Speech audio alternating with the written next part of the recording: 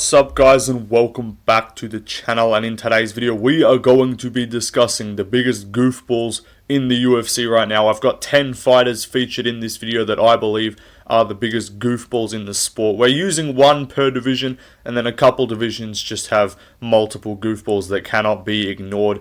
I was gonna just do kind of like a tier list, but I didn't really have time. I just wanted to get this video out quickly because I'm trying to get some sleep. So yeah, just quick video today. Over under set at 18.5. You already know we're going over, but I'll do that anyway. Anyway, goofball galore. I've done this video before. I'm updating it because we've got some new goofballs to discuss. And anyway, yeah, let's get into the video. So flyweight, I would say flyweight's a pretty technical division for the most part. So there's not really it's slim pickings. Also, word of reference as well, if anyone says, oh, you missed this guy, I'm kind of just sticking to the rankings, because like, I think I already did a goofball tier list, so you can go watch that after this. That'll cover a lot more fighters, but this is just kind of individually discussing the divisions. And if you look at flyweight, there's not that many goofballs, so I would say Tim Elliott stands out as someone who just fights in a really goofy way. This man like hops forward on one leg at times. Like, go watch his fight with Sumadaji. I don't know what the fuck this guy was doing.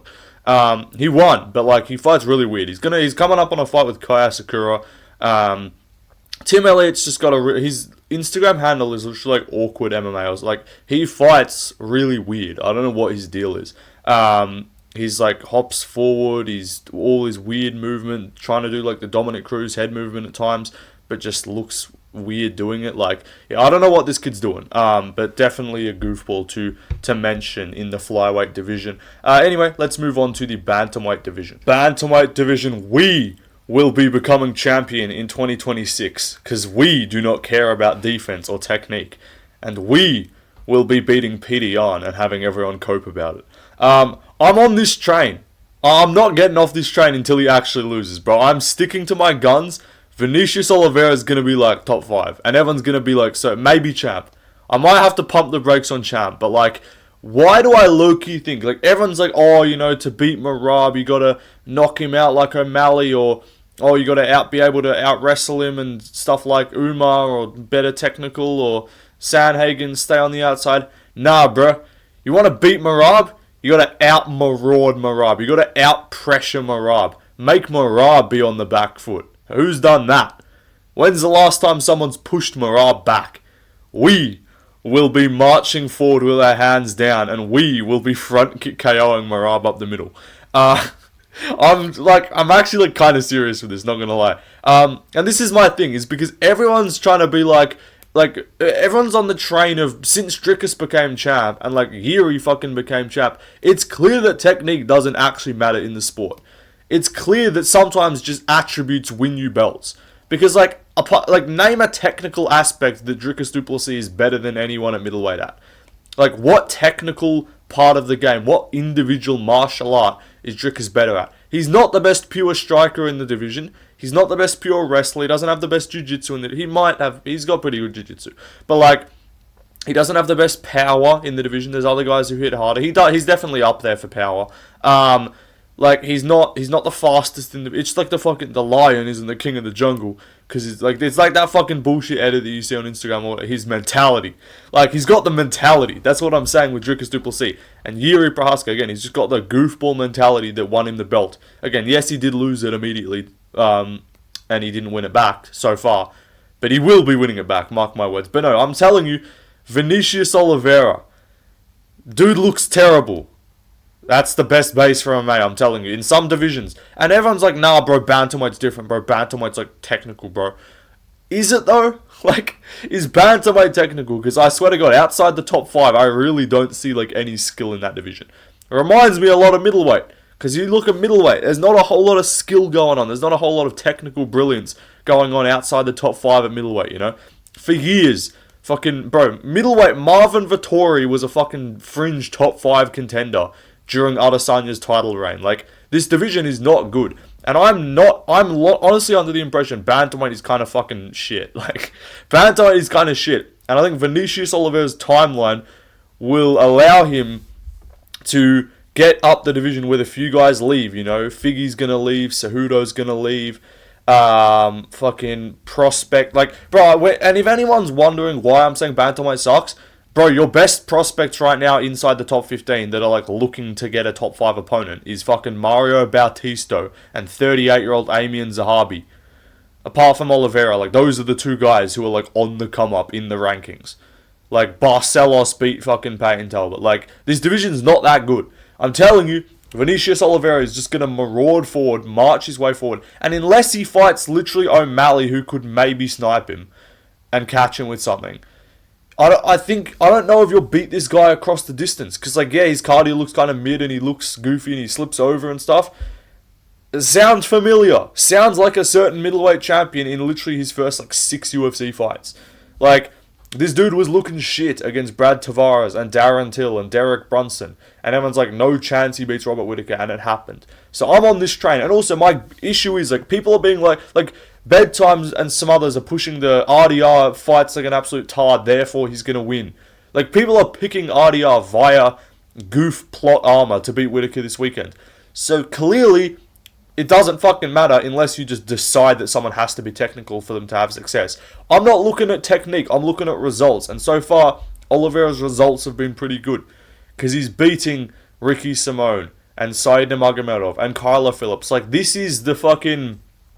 Like, these are the Brad Tavares and Derek Brunson and fucking, like, Darren Tills of Bantamweight, basically. Maybe a little bit lower ranked, but, like, you're going to tell me that they're less... You're going to tell me that Derek Brunson and shit... You're going to tell me that Kyler Phillips isn't literally just, like, as good as Darren Till was when he fought Dricus. Like, prime Darren Till obviously better, but, like, you're going to tell me that Darren Till just kind of popping you at range and shit when he was... like, washed and just had no grappling and no cardio. Like, you're telling me that isn't just Kyler Phillips? Like, maybe it's a bit of an exaggeration, but I think the similarities are closer than people are willing to admit.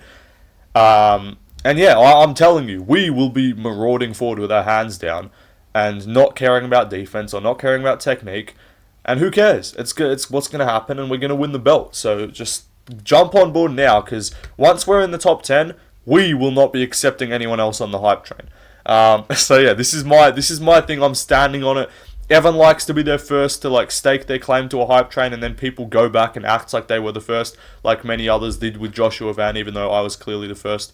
And everyone else tries to jump on after like their Edgar Shira's fight or some shit like that. I will be not accept, and I picked this man in all of his fights. I picked him as a plus 200 against Ricky Simone and a big underdog against Saeed.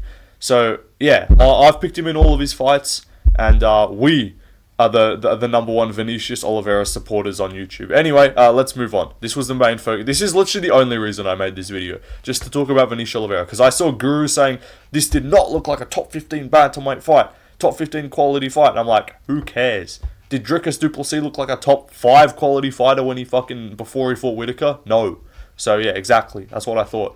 Anyway, let's move on. So, featherweight division, Gene Silva, different type of goofiness, you know, like people actually think Gene Silva's good, because he is, right? The difference is like, he's goofy, but like makes it work. This is like, and I know he looks a lot more technical and composed and reliable than like a Vinicius Oliveira, right? But like, all these dudes are kind of goofy, and it works for all of them. Like, are you going to tell me that, like, on his come-up and against fucking Volkan Ozdemir when he literally had his hands covering his cock while headbutting a punch, like, you're going to tell me that people thought that guy's going to be champion? Like, no. Dricus du Plessis windmill punching and fucking pulling mount. Like, none of these guys look technical. Gene Silva manages to look technical whilst fighting like a goofball and just marauding forward and, like, clip farming in the cage. So, yeah, I'd say he's probably... featherweight is one of those more technical divisions. Like, if we're looking... through the featherweight rankings, I can't really see any other options. Like Volks, like Lopez isn't much of a goofball. He's just entertaining and like aggressive. But like Yair, I guess Ortega just via being shit. But like Ortega doesn't fight like a goofball. He just has no defense. Like I can't like Zalal, no. Ige, no. Garcia's a bit of a goofball. Onama's a little bit of a goofball. But apart from that, I'd say Gene Silva's pretty clearly the number one goof of the 145 division. Anyway, let's move on. Next up, Michael Chandler, a lightweight. Now, I was considering between Chandler and BSD in terms of ranked guys. There's some goofballs outside the rankings at lightweight. But in terms of ranked opponent, because lightweight has long been heralded as like, oh, this is the premier division of the sport. This is where the technique is. This is the highest level division in the sport. This is where all the mega fights happen. And you look through the division and you see Islam and who for UFC rankings are so dumb. I need to do a video about that shit. They still have Islam ranked at lightweight. Like, what the fuck? But like Islam and Arman and Ilya and Charles and Gaethje, you know, Charles and Gaethje, they got their goofy moments at times. But like Poirier and Max and Hooker's a bit goofy and Gamrot's a bit goofy. But like, for the most part, it's pretty technical. Paddy is another guy. You could put Paddy. Paddy is not like overly goofy in how he fights. He just has his chin up all the time. But like Fiziev's technical, you know.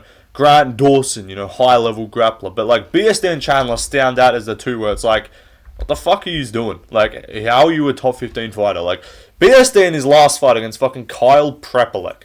When I tell you that is, like, the least convincing a minus 1,000 favourite has looked, I can't even say that because fucking Cody Brundage almost beat Mansour Abdul Malik, who was a minus 1,000. But, like, that, why is it, like, as soon as you cross, like, the minus 1,000 line, you just immediately just try and sell and just look shit. Like, apart from, like, Wellmaker against fucking Matinho. But, like, Jacoby Smith just had to look fucking mid as hell against Nico Price for a round until he finished him. Like, I don't know. Why does being a big favourite and just getting a layup just make people fight like a spastic? But, like, BSD has for a long time just looked shit. Like, he just kind of marauds forward. But Chandler is, like, the OG. Like, Chandler ran so BSD could jog, you know? Chandler sprinted so BSD could fucking fast walk. But, yeah, this man runs in, just windmill punches, they're getting up and shit, slamming people backwards. He just does everything that a coach would tell you not to do, which is like the whole meme of like, if Michael Chandler had fight IQ, he'd be a champion. Which, like, I still don't agree with that, because I still don't think his technique is still not good. So it's kind of like, yeah, on paper, if Chandler was technical, he'd be good. It's like, sure. And on paper, if I was elite at martial arts, I'd be a UFC fighter. Like, cool. We can play hypotheticals. You know. But you can, like, I'm like, okay, what are we doing? So, like, on paper, if Volkanovski had KO power, like one-punch KO power, he'd be the GOAT of the sport and would have 20 title defenses. Like, I don't know. Like, you can just change things about people's games to make them literally, like, immune. Like, I don't know. But, like, if Josh Van had a one-punch KO power, he would fucking, like, be the most terrifying striker to ever exist. That's the deal. Like, if Zabit had cardio, like, yeah, but he doesn't, so whatever. But, like, Chandler, yeah, again, if he had IQ and if he was good at martial arts, he'd be good. But no, this man just fights like an idiot, so it's very funny. And just backflips afterwards. And even on the mic and his personality, everything about Michael Chandler is a bit fucking goofy, to be honest. Anyway, let's move on. Kevin Holland. Welterweight's another one. Not a lot of goofballs at welterweight. Like, if we're looking through welterweight, you know, Bilal, Brady, Jack, obviously his champ, Shavkat, Leon, Usman, Gary, Morales, Buckley, Colby, Burns, Neal, Prates, Bonfim, MVP. Like, MVP's a bit goofy. Again, UFC rankings, fix your shit. Why is MVP still ranked? But Holland stands out, especially after that D-Rod fight. Like, this man is fucking retarded. Just fumbling a finish, absolute spastic, don't know what he's doing, shouldn't be allowed to fucking call himself a professional fighter. Anytime, like, and all of his fights is just goofy. Like, he tries, sometimes he's just trying to be goofy because it's like, I know I'm not better than this guy, so I'll cope and just not try and say I'm not trying so that people can just, like, think I'm not terrible, because deep down I know I'll never be a top 5 or top 10 fighter. And it's like, I thought everyone, and this fucking happens every time with Holland. Like, Holland's incapable of actually putting a run together, because he had that little patch where he lost, like, he had that massive win streak in 2020, 5-fight win streak in a year, crazy, where we were like, oh, Holland's a problem, whatever. That was up at middleweight. And then he gets wrestle fucked by Vittoria and Brunson and shit. And then he gets a few wins back, you know, and he looks decent. And then he's on a bit of a win streak at welterweight. And then he fights Hamzat and loses. We're like, oh, it's Hamzat, who cares? And then he fights Wonderboy and loses. We're like, oh, who cares? Then I think he went back, if my memory serves correct, he fights Ponzi. And he finishes Chiesa. And we're like, oh, he's back. Holland, he's back. And then he loses to JDM. And we're like, oh, he's fucking mid again. And then he fucking goes and fights, who did he fight after? Then I think it was the MVP loss. It's like, okay, back-to-back losses at welterweight. He's clearly not an elite striker. Yeah, whatever. And then he goes up to fucking middleweight for whatever reason and just loses. Or, you know, he beats McCall, And we're like, okay, cool. And then he loses to Deliz. We're like, yeah, you're not a middleweight, bro. And he loses to Dorita again. We're like, you're still not a middleweight. And he cuts back down to welterweight. We're like, okay, good. He's locked back in. Beats Gunnar Nelson. Beats fucking, what's his, Luke, and we're like, oh, welterweight Holland is back, when he's locked in, he's actually really good. And then he just fucking loses again. Like, this man is incapable. Like, this is gonna happen again. Watch him win his next, 3 fights, and then have everyone convinced that he's, back, and then he'll just lose to, fucking, Andreas Gustafsson. Like, I don't know, this dude just is retarded. And also, yeah, that D-Rod fight was so dumb. Anyway, let's move on. Next up, Rainier Dorita. This is the new goofball on the block at 185. Don't worry, I haven't forgot Drickus. He's next. But middleweight's got a lot of goofballs. I didn't put Michel Pereira in because he's not in the rankings. But there's a few goofy motherfuckers at middleweight. But Dorita is the new one. He's the one that, that fight with RDR... Sorry, the fight with GM3, I should say, was what the fuck was that? And then he looked relatively good against Holland. And then he fought Bo Nickel and just kind of was like, oh, how the fuck are you winning? Thing is with Dorita, he actually hasn't looked as goofy as Drickus, but it was just the GM3 fight that made us oh yeah, this is really RDR, DDP, Dutch heritage, this is just, we've seen this story before. But for the most part, he actually hasn't looked terrible. Now, I'm picking Whittaker to beat him. Because I still am nah, surely not. Surely it's not the exact same fucking career pathway of him looking shit and then somehow beating Whittaker.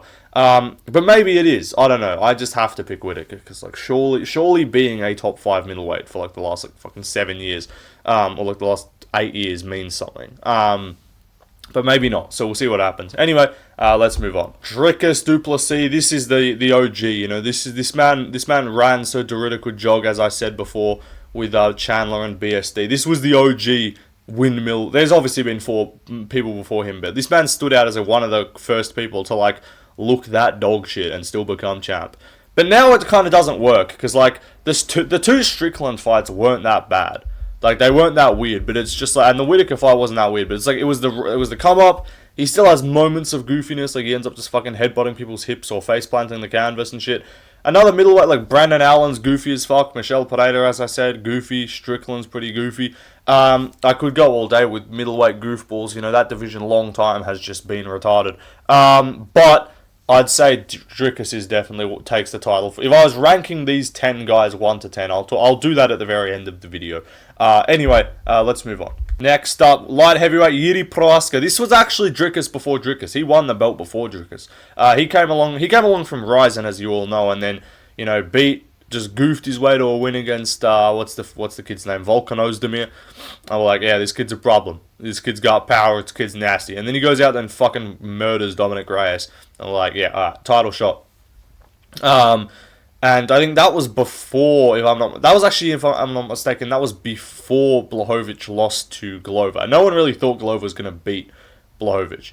So everyone's oh, Jiri versus Blachowicz, that'll be sick, right? And then obviously Glover kind of goofs it up and beats Jan, and then he has literally... I'm actually okay with calling that the best fight of all time. That fight between Jiri and... I know people are going to say, bro, you forgot about Forrest Griffin, Stephan Bronner, bro. I don't care. Title fight, stakes, swings, momentum shifts, excitement, ending in a finish. To me, let me know in the comments, what is your best fight of all time? Or maybe if you weren't watching the sport in 2002 or some shit, where I know someone's going to pull out some UFC 62 fight that was a banger. I don't know. People say GSP McDonald too. That was an incredible fight. I'm sorry, go back and rewatch that fight. The first 2 rounds were unless I'm bugging and I'm mistaken, I need to maybe go back and rewatch. I'm not saying it was a bad fight, it was an incredible fight, but that picked up, and that iconic stare down moment after the 4th round was the thing that I think really hyped small people up. But there was a good first round where fuck all really happened from memory. Diaz Conor was obviously great, but in terms of just high stakes title fight back and forth, where I think you have to say the best fight ever has to be, it doesn't have to be, but a title fight definitely pushes it over the edge because it's the stakes on the line and stuff, and also ending in a finish as well, kind of even like ending in like a late finish is almost more beneficial than just it going the whole way and being a barn burner decision. So to my money, I do honestly think that's the best fight I've ever watched. Let me know in the comments what your best fight of all time is. I might do a video like best fights, top 10 best fights since like 2020 or some shit, just because, again, I'm not going to lie to you, I haven't watched the sport before then, because I was literally like 12 years old. But anyway, let's move on to the next fighter. Johnny Walker. This man's been goofing it up for years. He was goofing it up before Driggers, before Yuri, before all these guys. Difference is he was unable to win the belt. Difference is he just got flatline KO'd a bunch of times. And did so in the goofiest of fashions. Why is this guy have like a highlight reel of just like the most goofy looking KOs ever?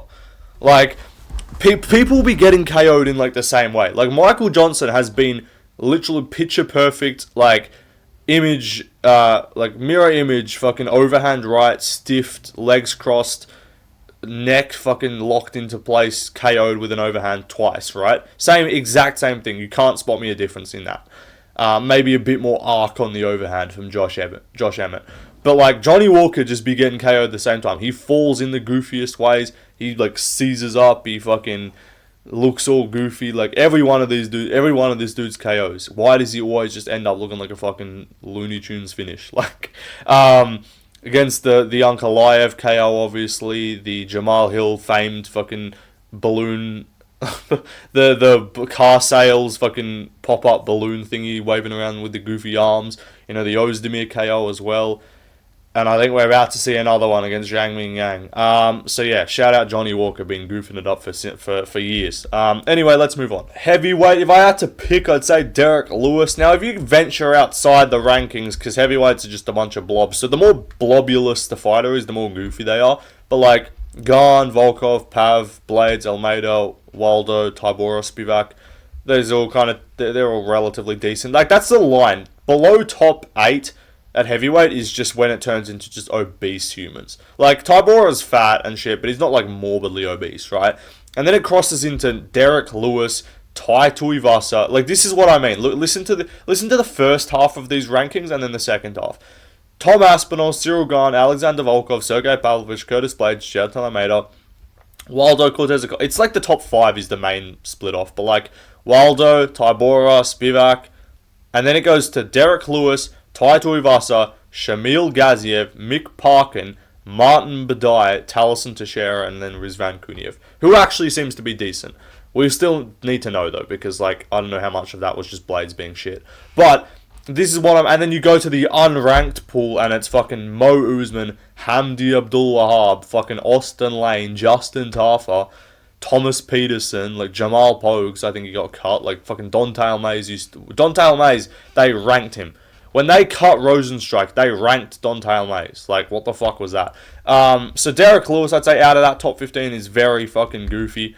Volta Walker's making a run. When he cracks the rankings, he should definitely be in consideration, because how can you look that awful striking? Like, he literally ran headfirst into the cage against Kennedy Nzechukwu. Shamil Gaziev's a real goofball as well. He goofs it up. You know, he headbutted the cage against Rosenstrike. Nothing like a good heavyweight fight to see someone headbutt the cage. Anyway, though, let me know in the comments. Okay, now I've had to rank those 10 fighters that I just listed. So we got, obviously, in order of division. So Elliott, Oliveira, Silva, Chandler, Holland, Dricus, Derrida, Walker, Yuri, Lewis. I would say, so from least to most goofy out of those, I would say Lewis, just in terms of fighting wise, like, I don't know, he's just goofy. But like, let me think. Gene's probably the least goofy because he actually still looks technical. Then I'll say Derek, just because he's just sloppy, but he's not really like goofy, so called. Then I'll say Elliott.